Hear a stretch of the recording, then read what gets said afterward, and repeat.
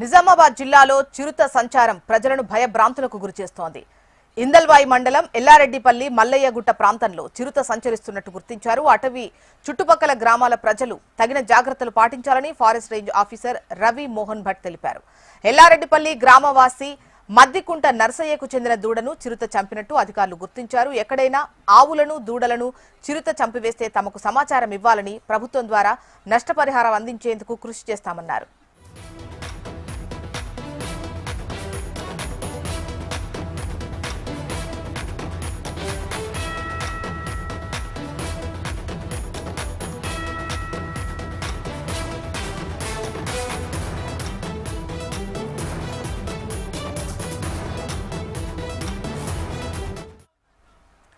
నిజామాబాద్ జిల్లాలో చిరుత సంచారం ప్రజలను భయభ్రాంతులకు గురిచేస్తోంది. ఇందల్వాయి మండలం ఎల్లారెడ్డిపల్లి మల్లయ్యగుట్ట ప్రాంతంలో చిరుత సంచరిస్తున్నట్టు గుర్తించారు. అటవీ చుట్టుపక్కల గ్రామాల ప్రజలు తగిన జాగ్రత్తలు పాటించాలని forest range officer Ravi Mohan Bhat తెలిపారు. డీటెయిల్స్ మనకు ఆనంద్ పాల్ అందిస్తారు.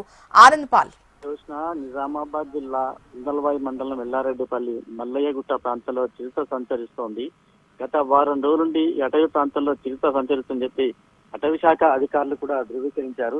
తాజాగా చూసినట్లయితే ఈరోజు తెల్లవారుజామున ఎల్లారెడ్డిపల్లి గ్రామవాసి మద్దికుంట నర్సయ్యకు చెందిన దూడను దాడి చేసి చంపినట్లు అటవీ శాఖ అధికారులు గుర్తించారు.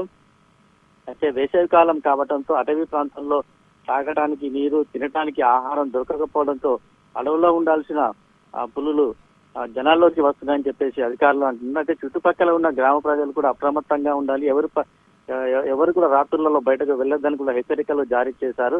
అయితే ఎవరి పశువుల మీద దాడులు చేస్తే కనుక అటవీ శాఖ అధికారులకు సమాచారం అందించి తెలపాలని కూడా చెప్పడం జరిగింది. అయితే దూడలను కూడా ఇంటి ముందు కట్టేసుకోవాలని, అటవీ ప్రాంతంలో కూడా రాత్రిపూట కూడా ఎవరు ఒంటరిగా వెళ్ళకూడదని కూడా గ్రామస్తులకు సూచనలు తెలపడం జరిగింది. జోష్న. Right Anand Paul.